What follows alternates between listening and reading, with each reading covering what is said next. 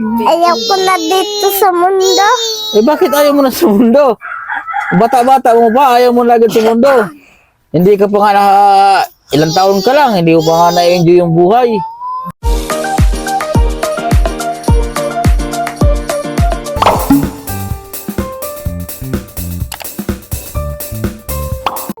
Ano yan, Rika May? Alugbate po. Ha? Alugbate. Alugbati. Nagdadala po ako ng bigas sa kanila, allowance. Anong ginagawa niyo dyan? Lulutuan. Ha? Lulutuan. Oh, sipunin si, sino nga ito? Si Karen? Hindi. Si? Kuritay. Ito. Si Luisa yan. Ah, si Luisa pa nga pala. Asan si Karen? Nandito sa bahay. Asan si Jan? Tulog. Tulog si Jan. Hindi kayo, ba't di kayo pumasok ngayon? Ha? Walang baon eh. Ano? Akin bag is gagawa namin itong lipstick. Ha? Lipstick. Anong ginagawa niyo dyan?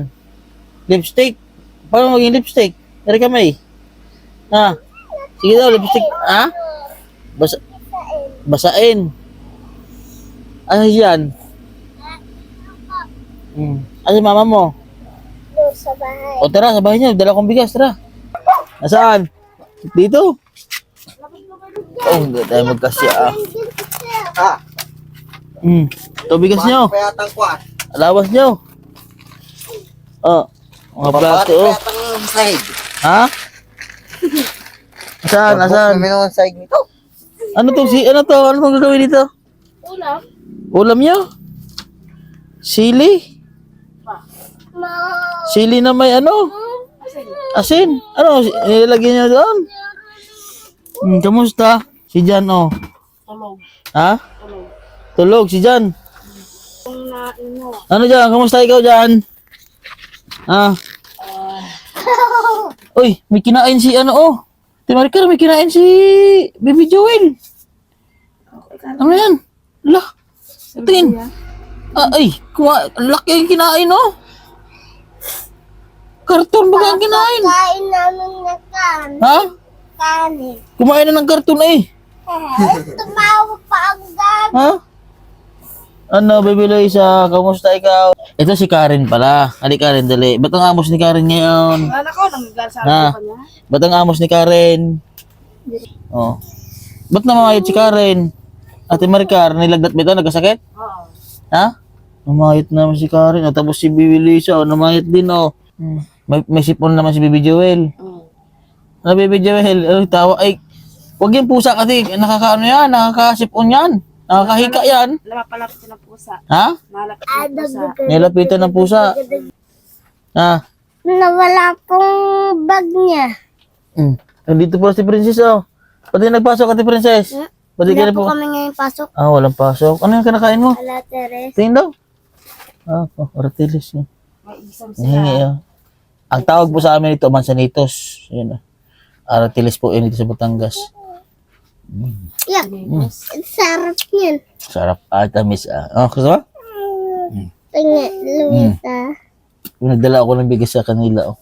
Sir, diyan dala sa kalatagan. Oo. Ang ama nun ay napulyo ba? Ha? Namatay ka biglang katawan, hindi makapatrabaho. Bakit? Napulyo. Anong nangyari sa papa ni RJ? Na-stroke. Ha? Patay ka biglang katawan niya. Ay, stroke ko, hindi na pulyo. Ganda ang katawan. Na-stroke yun. Tapos Kailan, ang sir? bahay ay sira pa ang dingding. Walang dingding, tapos yung tapan. Saan sila nakatira doon? Salamat po, sir. Alam mo na siya. Samahan mo ko sa sunod, ha? Nakakaawa nga. Ha? Sir, yung isa Sabado, sir. Sabado. Ay, wala pa ako Sabado. Nasa Davao ako. Pagbalik na lang. Nasabi ng totoo. Ha? Nakakaawa yung pamilya natin. So, nakakalungkot po na balita dahil yung sila RJ po ay umalis po kasi sila doon sa bahay na pinagawa ko po sa kanila. Sila RJ po ay napagawan ko po sila ng bahay. Ang problema nga lang po ay yung bahay po na pinagawa ko sa kanila ay pinambayad na sa kanilang utang. Nung natira nilang utang, pinambayad po. So, yun po yung problema. Kaya po, sila RJ medyo nag-ano po ako sila. Medyo kung saan ay nawalan po ako ng ganang i-vlog po sila dahil yun nga na yung bahay na pinagawa po na sa kanila sponsor, paggawa po natin. So, binayad po na sa utang. Kaya medyo nahiya po ako dun sa mga sponsor po na tumulong po kila RJ, kila Ate Marjorie. Dahil yung, siyempre po, yung pera po na yon ay hindi naman po na basta-basta lang. Yun ay pinagpaguran din po ng ating mga sponsor. At yun, binayad nila sa utang. Hindi po sila nagsabi sa akin na yung bahay po na pinagawa ay ibabayad dun sa utang. So yun po yung naging problema noon. Kaya hindi ko na po sila na-vlog. Pero po yung mga kapatid po nila RJ, natulungan po natin yung sila na kuhanan po ng birth certificate, nakapag-aral po sila. Yun, yung problema din, yung pagkabayad sa utang na yung bahay, ay umalis po sila doon sa Putol. Pumunta po sila ng Kalatagan. Nasa bundok daw ng Kalatagan. So, hindi ko po sila napupuntahan doon. So, ngayon, nabalitaan, sabi ni Ate Maricar, kapatid niya po si Ate Marjorie, ay na-stroke daw yung kanilang papa. Si Kuya Ayi, na-stroke. So, ilang araw na na-stroke? Walang tungkod. So, yun po, yung problema doon. So, baka pagbalik ko po galing Davao, ha? Alam naman daw ni Princess kung saan nakatira. Alam mo, Princess? At andaanan.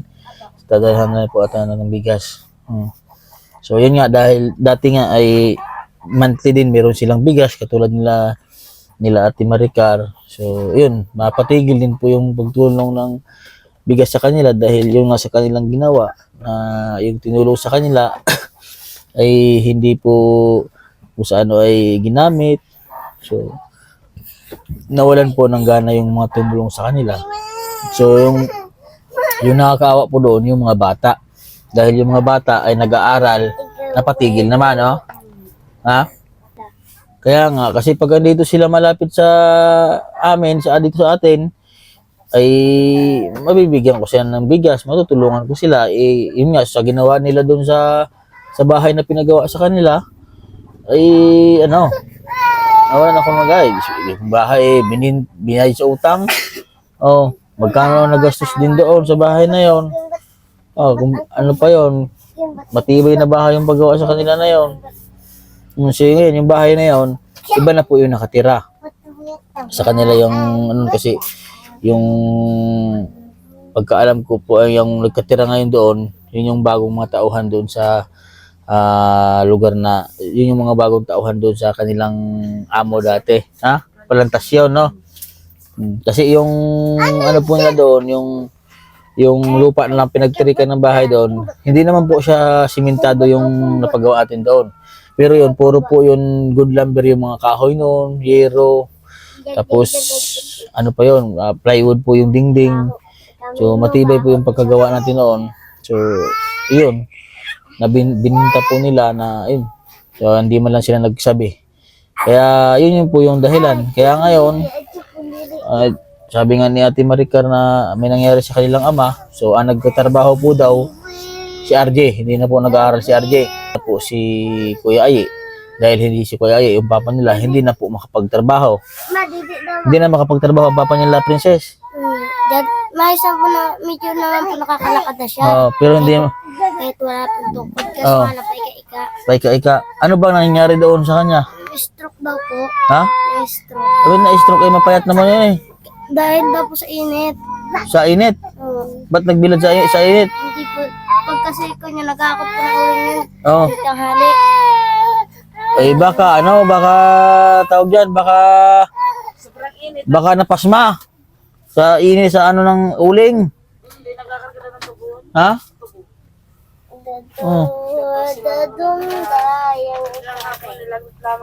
Nilagnat pagkahapon. Sino nag-ano doon sa kanila sa pagkain? May bigas naman po sila dahil nung napamasukan nila Angel at Gerald Jr. Yung po ang binibili nilang bigas.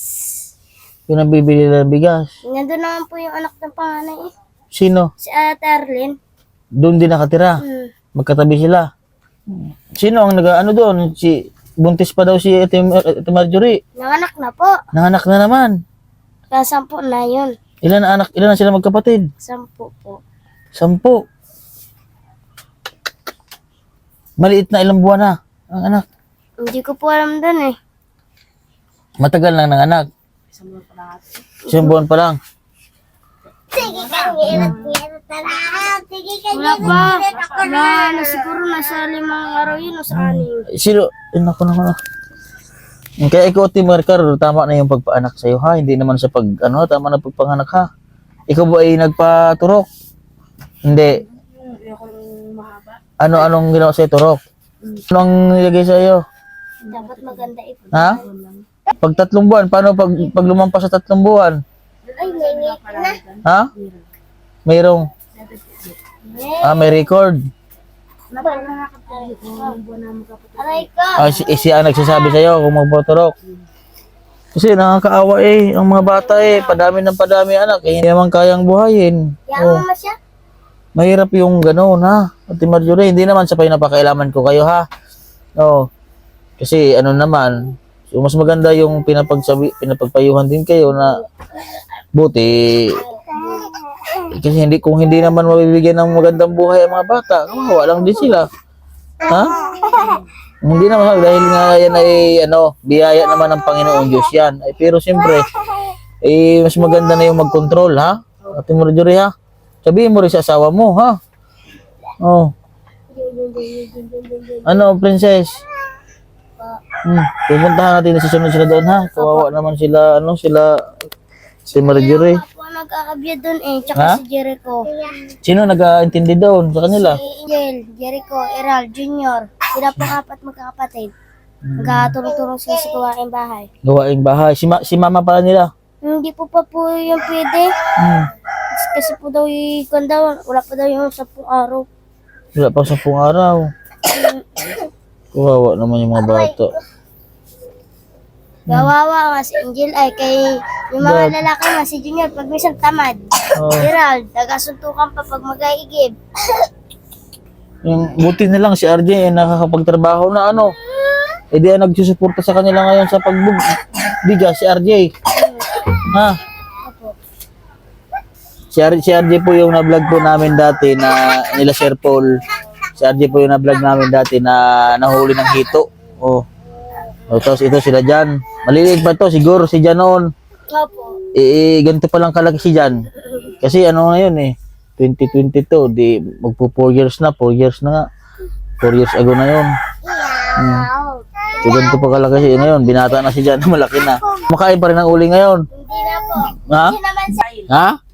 Hindi na kumakain ng uling, bitchin naman ang kinakain. Uy, masama yun Ate Rikami, ha? Bitchin. Mamatay mo yan. Ha? Gusto daw niya mamatay kaya daw siya nakain ng bitchin. Ano? Gusto daw niya mamatay. Kaya Bakit kaloko ni Ate Rikami ay masama yun, ha? Gusto mo bagang mangyari sa'yo yun? Akala mo babalik ka pa dito sa mamatay. Ay bakit gusto mo mamatay? Ayaw ko na din sir. Ha? Ayaw ko na din Bakit? Ayaw ko na. Anong ayaw ko na? Masama din Masama na dito sa mundo? Ha? Ate Rikami? Masama na ba dito sa mundo? Ha? Hindi. Bakit gusto mo nang mamatay? Ba't pinapanalangin mo mamatay? Trip ko lang yan. Ha? Trip ko lang. Abay, grabe lakas ng trip mo, ha? Ay, grabe. Ay, grabe. Ibang trip naman ni Ate Rikami. Akala mo ibabalik kapag ikaw namatay na? Hindi. Bakit trip mo lang ang mamatay? Masama yun, ha? Ha? Hindi naman kayo nagugutuman dito, Marami naman bigas. Anong problema mo? Bakit gusto mo na mamatay? Wala. Gusto ko lang. Ha? Gusto ko lang. Anong gusto? Ayaw ko na dito sa mundo. Bakit ayaw mo na sa mundo? Bata-bata mo pa, ayaw mo na agad sa mundo. Hindi ka pa nga ilang taon ka lang, hindi mo pa nga na-enjoy yung buhay. Ha? Ha? Nay na ako. Ha? Nay. Gatin ako. Magatin ka nga, bata pa yun para mamamatay. Ha? Ano? Bata pa yun para sa mga gustong maharap mamatay. Ano yun, ha? Pangit yun, ha? Masama yun, ha? Bata ka pa, huwag mong pangarapin yung mamatay. Ay, yung iba pinapangarap maghaba ang buhay. Eh, ikaw ay pinapangarap mong mamatay. Baliktad na yan. Oh, ha? Baliktad, bakit? Hindi baligtad! Oh, hindi daw baliktad. Ano pala? Hala ka. Na? Baligtad ang ulo. Ha? Baligtad ang ulo. Baliktad daw. Ha? Bakit? Nasisiraan ang utak. Nasisiraan ng utak. Baka ng bitsin. Ay, huwag ka nang kumain. Ate Maricar, eh, dapat yung bitchin, sinasabit nyo. Inaakit. Ha? Ha? Magaling ng mga lakyan. Eh, kaya nga, masama yun. Masama yung, ay nako, pag kumain ng bitchin ba, baka ano nga mangyari dyan pag kumain ng bitchin, kala mo hindi nakakalason yun. Nakakalas nga na yun. Sabi O, eh, kaya nga, nakakalason talaga yun. ang ginagawa ko. Paano pag halimbawa hindi lang bitchin ang kainin yan? Tawa ka pa dada. Bantayan mo yung anak mo, kita mo kung ano-anong iniisip na. Masama yun, Ate Rikami, ha? Ha? Masama yung gano'n na pangarapin mong mamatay, ha? Dapat magdasal ka na maghaba ang buhay. Oh, hindi mo sabihin mo lang na trip mo lang mamatay, abay. Akala mo, ikay babalik pa dito. Pag nawala, di sakto. Di, lawak mo ito ng yan lawak mo ito Ha? ng paglinisan daw. Ate Rikami, ha? Oy, bantayan mo, Ate Maricar. Bantayan mo anak mo, ha? Bantayan mo ito. Baka kung anong gawin niya ni Ate Rikami. Diyan, bantayan mo si Ate Rikami, ha? Baka anong gagawin yan? No. Gusto nyo mamatay dahil ayaw niya daw sa mundo. Kung ikaw, ha? Bantayan mo itong kapatid mo, ha? Ay, kahit ang bantay dyan, hindi man niya makinig sa akin. Ay kahit nga, yung mga bitchin ay itago nyo. Hindi, isabit sila kami para di mga inong chen. Yun ang what's up puno. Ha? Sabi doon po, siri kami.